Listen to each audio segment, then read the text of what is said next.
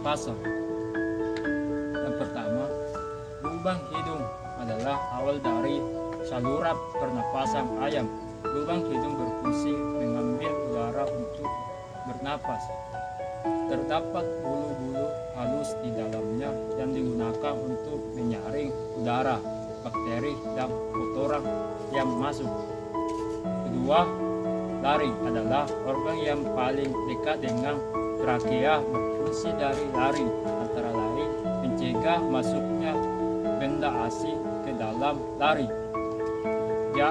Jalan masuk udara selama inspirasi membantu dalam proses menelan serta mengatur suara. Kemudian udara akan disalurkan ke organ trakea berupa pipa yang terdiri dari cincin tulang rawan. Trakea memiliki fungsi menyalurkan udara ke bronkus yang diteruskan ke paru-paru. Pada pangkal trakea terdapat sirih sebelum mencabang menjadi bronkus kanan dan bronkus kiri. Bronkus memiliki fungsi ganda yang memastikan kualitas udara yang masuk serta memastikan bakteri pembawa penyakit yang masuk. Yang ketiga, paru-paru yang terdapat di belakang jantung ayam dan dilindungi tulang yang membungkus rapi paru-paru. Fungsi paru-paru ayam sama dengan paru-paru pada umumnya, yaitu tempat pertukaran oksigen dan karbon dioksida. Yang keempat, kantong udara berfungsi untuk mempertahankan volume udara yang konstan pada paru-paru dan menggerakkan udara selama respirasi dan ekspirasi. Sistem pencernaan. 1. Mulut. Paru ayam berfungsi untuk mengambil makanan. Lidah di dalam mulut akan mendorong makanan ke saluran pencernaan. Yang kedua, esofagus atau kerongkongan berupa pipa tempat makan melalui saluran ini dari belakang mulut ke proventriculus. Yang ketiga, prof berfungsi sebagai tempat penyimpanan sementara. Yang keempat, proventriculus suatu pelebaran dari esofagus sebelum berhubungan dengan verticulus. Yang kelima, pankreas berfungsi sebagai penginapan endokrin maupun esokrin. Yang keenam, hati berfungsi sebagai sekresi empedu metabolisme protein dan karbohidrat.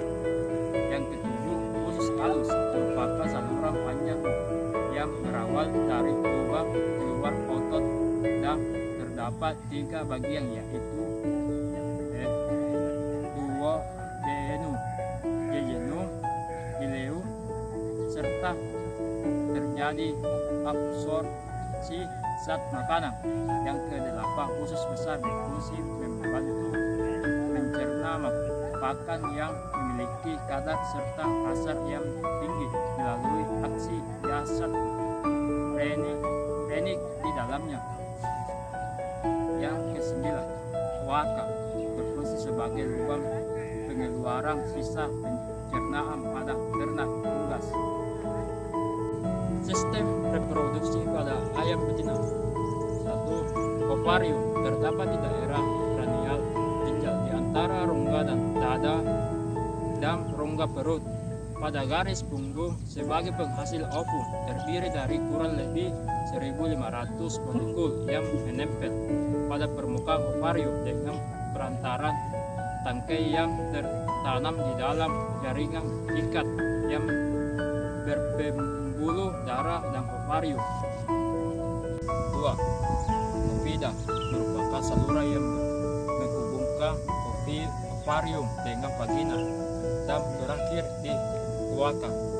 Fungsi dari ovida yaitu sebagai saluran bagi spermatozoa menuju ke ovum untuk fertilisasi.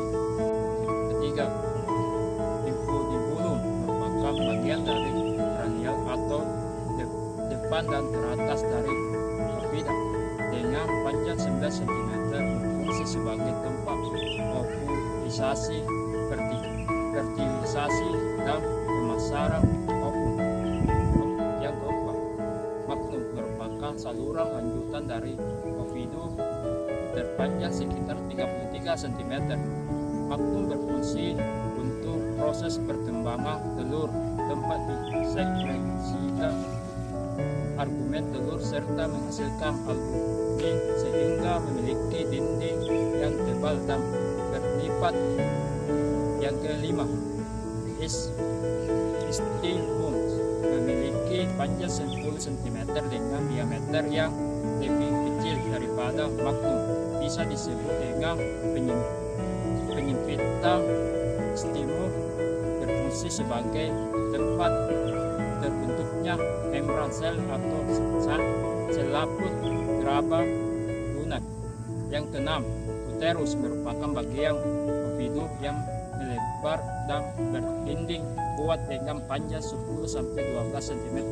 Uterus berfungsi sebagai tempat perkembangan telur paling lama sekitar 10-20 jam.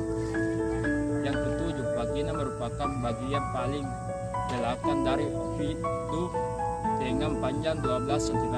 Vagina diakhiri dengan adanya bentuk kolakan di bagian akhir saluran reproduksi. Sekian dan terima kasih. Wassalamualaikum warahmatullahi wabarakatuh.